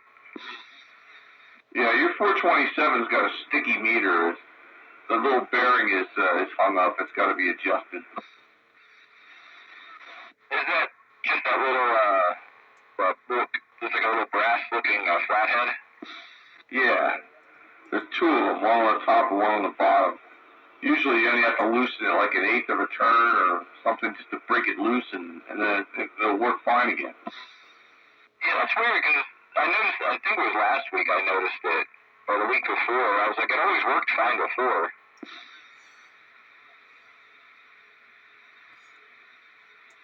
Yeah, the meter in this radio is pretty much the exact same kind of meter, and I had trouble with it at one point, and I had to adjust it. It's been fine ever since. Yeah, my 138, I think that one's stuck.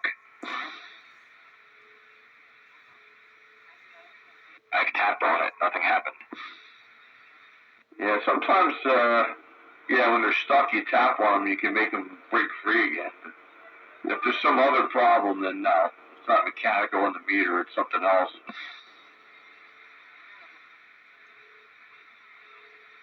You have to pop the 427 apart and take a look at it.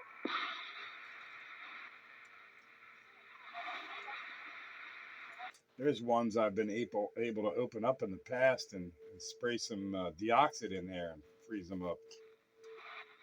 That was another thought process of mine. Just get it in that little tube and just touch it on it.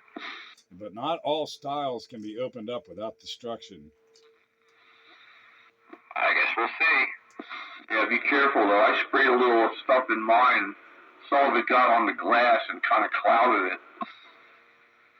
I thought if I figured out exactly where to do it, you can kind of like just get it to the end of the tube and just dab it in. Don't actually spray it. Yeah, a little drop will do you. Good old Brill cream. That will do you. I think I have a tube of that somewhere around the house. What's that? Brill cream. Yeah, I used to use that all the time.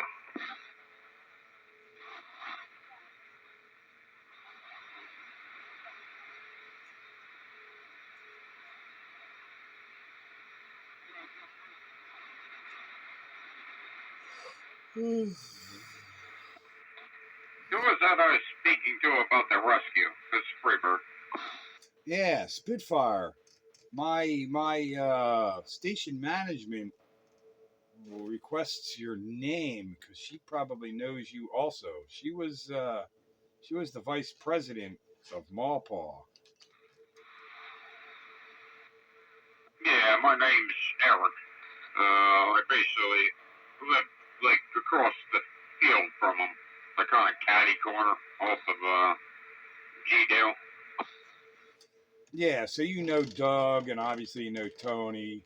Would you say Eric?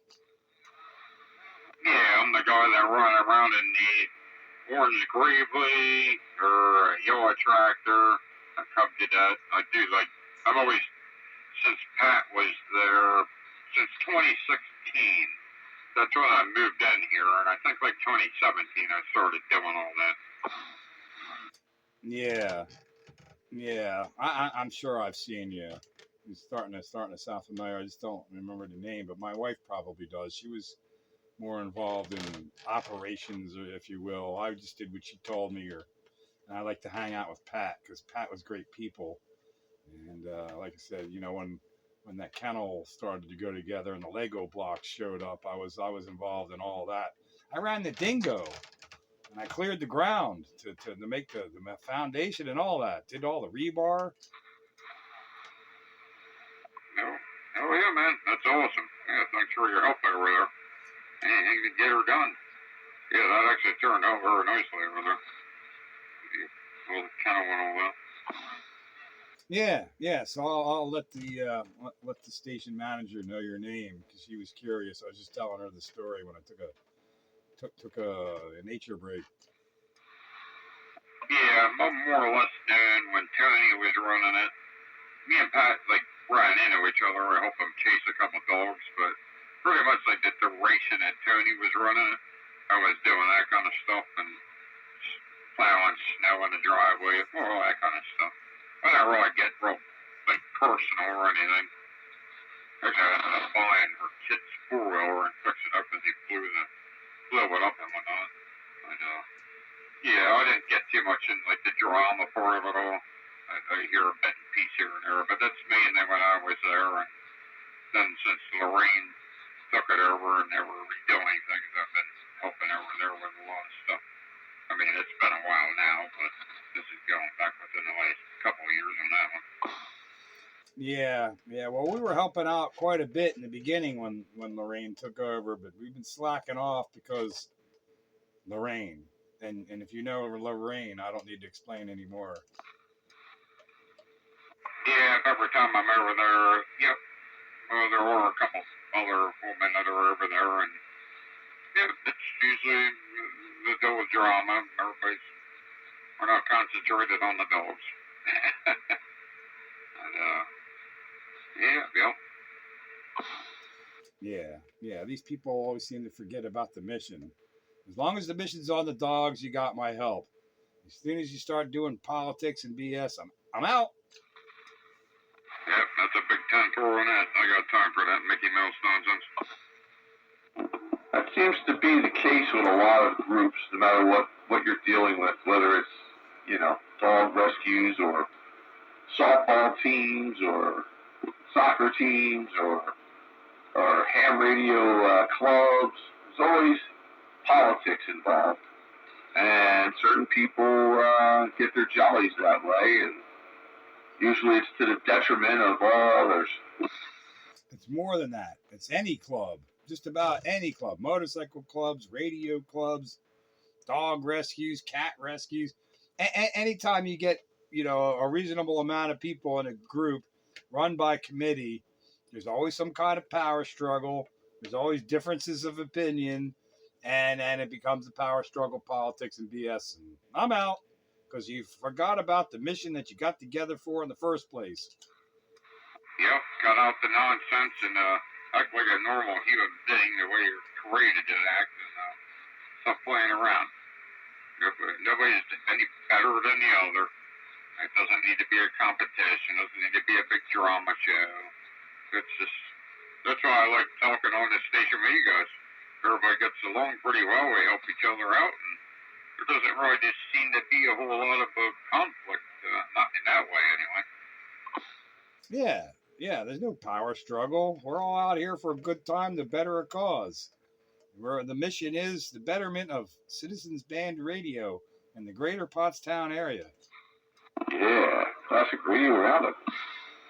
Yeah, we all know what the world's about, the struggles and all that, but here we just sit here and just yap back and forth, and yeah, have a good time. I like it. I like the small worldism that crops up every once in a while. You know, the whole thing that, you know, about you and I both volunteering at that same rescue for many years, over 10 years now. So that's kind of cool when that stuff pops up, you know. There's people that I know from elsewhere, and I wind up meeting them here on the radio or vice versa. It's always kind of fun. Yeah, it is actually amazing that you actually run into people that you didn't even know you run into. Yeah, it's amazing we somehow got into that conversation of Husky. Oh, yeah, you brought it up about your Malamute, and then one thing led to the next, and yep. The road is much smaller than we really realized. Yeah, my 97-pound Husky. Yeah, nickname Lardass. No, actually, his nickname is Wubba Wubba Wubba. There was a detour on, 662, and I had to take the back way and jump past the detour, and I kept going past that Husky house. And it's funny, the funny thing is, Pete, as soon as you started talking about your Husky, I started thinking about that place. And then how you said that there's no dogs there. I've never seen any dogs, and I thought, well, maybe they're all in the back, which I'm sure they were, if there was any. But I never really seen any new cars. The only thing I ever seen around that area is just down to the left, if you're passing the place and it's on your right, a couple of cop cars sitting down there exchanging words or whatever they were doing. Yeah, they kind of sit there. They have an actual gun range right there that nobody else is allowed to go on, but yeah, that's literally right across from the big red barn. So, yeah, the only time I see anybody actually over at the rescue, they'll come like every now and again on a Sunday. A couple of them will come from Jersey and they'll do some work or whatever. They had a guy there maybe a year and a half ago. I think his name was Nick or Jay or something. He had like a electrical truck with a bucket and all that. He was supposed to be there like doing what we were talking about earlier. But, yeah, that didn't work out. Something went down there. I'm not sure exactly what it was. I was just trying to get too involved. Pretty sure he got my tree stand off the property, though. But that went missing. He'd be like my first suspect on that. But, yeah, I don't know what happened there or where he went. All right, so that explains the big gate, you know, after the pull off and the no trespassing sign. Okay, 10-4 across the road, 10-4. Yeah, that they built that township police gun range only a few years back, so that's kind of new there, right across the street from the Husky House / Mawpaw. But things were really good when it was Mawpaw, and then it started to fall apart towards the end of that, and then there was a transition period that was really kind of bad with these other people kind of running the show. And then they got wrestled out of their hands, and Husky House took over with grand plans, and I'm like, we're all and it all, like, for whatever reason, you know, it's kind of falling apart from their original mission, and I don't really understand why. I mean, I really don't, because I don't know what, but I'm not in charge. I'm just a worker bee. Yeah, I hear that. Yeah, original mission was for him to get that going again after fixing it up. they fought tooth and nail, all kinds of money and whatnot they put into that. Because basically, Tony, when she was running it from when it was Smallpool, they basically like tried to turn off the middle guy and all that. And she basically thought that she owned the place, and she made it murderous hell for the place for Lorraine and them to actually get the place. That went on for like literally years, courts and all that. As far as the township thing, the gun range, yeah, they actually had the Army Corps of Engineers come in there and they dug all that up and put the sides and all this and that. So that's been a gun range there. Gotta be at least 2.5, maybe 3 years now. Yeah, they'll be over there banging rounds off. When they do show up there, it's very consistent. It's like weeks, a couple weeks in a row, and then they won't be there all for a month, and then they'll be back, and they'll just be over there banging away, 7 a.m. to 7 p.m. at night. Right, because of the, requirements for training. Yeah, bottom line, that's what it's about, yeah. Well, anyway, it is just about that time. So I want to get out of here and say goodnight. And hope everybody had a good April Fool's Day. So we'll conclude the April Fool's edition of Classic Radio Roundup, and I'm going to go that away. We'll do it again next week, hopefully. All things considered, and God willing. Sounds like a plan. I got 10-7 myself, good to talk to y'all. Good conversation. Everybody have a very good Easter holiday, and God bless. Don't forget what it's about. And catch up with you all later. Take care. Before you go, what radio are you running tonight? I forgot to ask.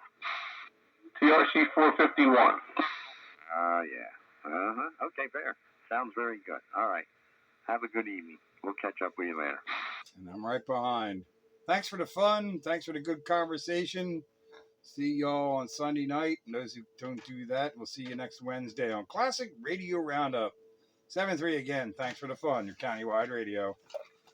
Catch a sandbagger. Catch a beat. It's realistic. That thing is smoking. Catch you later there, Petey. Have a good one. Enjoy. Till next time. Oh, JR, we go. See you later, Pete and Sandbagger. Oh, jumping ship. Green dog, you're a mud duck. Dude, I'm just trying to do the classic radio thing. Yeah, you're trying too hard. Well, I don't know. Maybe I gotta send this radio off. You just gotta turn the amp on, that's all. It is on. Oh, God.